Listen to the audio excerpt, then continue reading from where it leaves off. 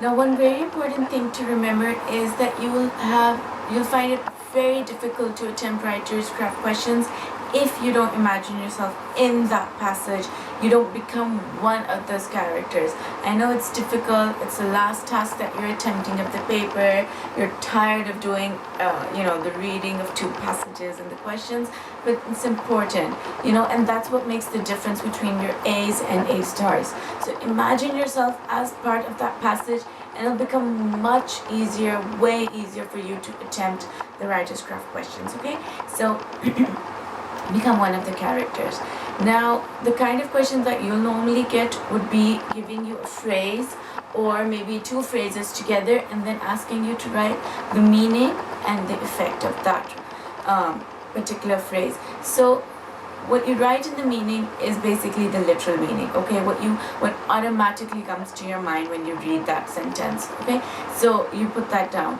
And in fact, when you're reading the question, when you're reading the passage, a smart thing to do would be just pencil in whatever, feeling comes to your mind while you're reading the passage. It's going to help you build upon your answer, so because you've already got the reference note there. And as you know, the writer's craft questions are going to come at the very end of the task. So, you've already attempted some of the other questions from that paragraph. So, just pencil in some notes so that could help you build your answer.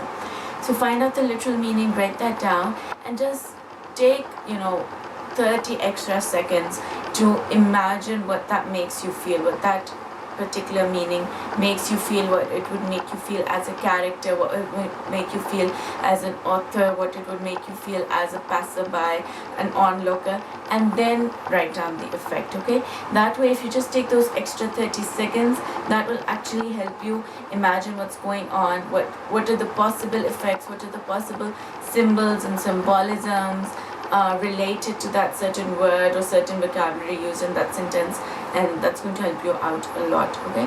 For example, a question that you're going to read is ringing of coins. Now, there'll be two answers to that, the two parts of the answer to that. One, the meaning, and one, the effect.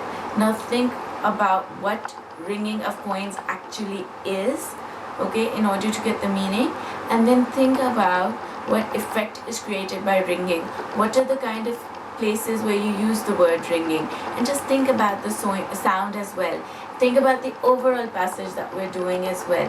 What is normally considered when we think about the monsoon, right? And then try to figure out the answer, and you'll make things much easier for yourself when you do that. Okay, so the activity related to this video, I love this part of the videos when I give you activities.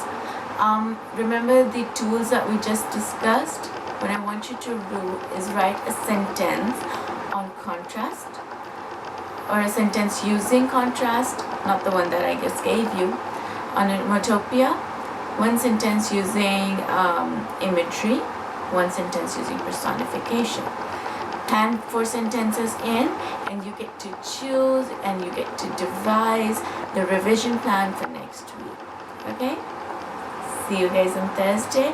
Feedback will be on Friday. Bye.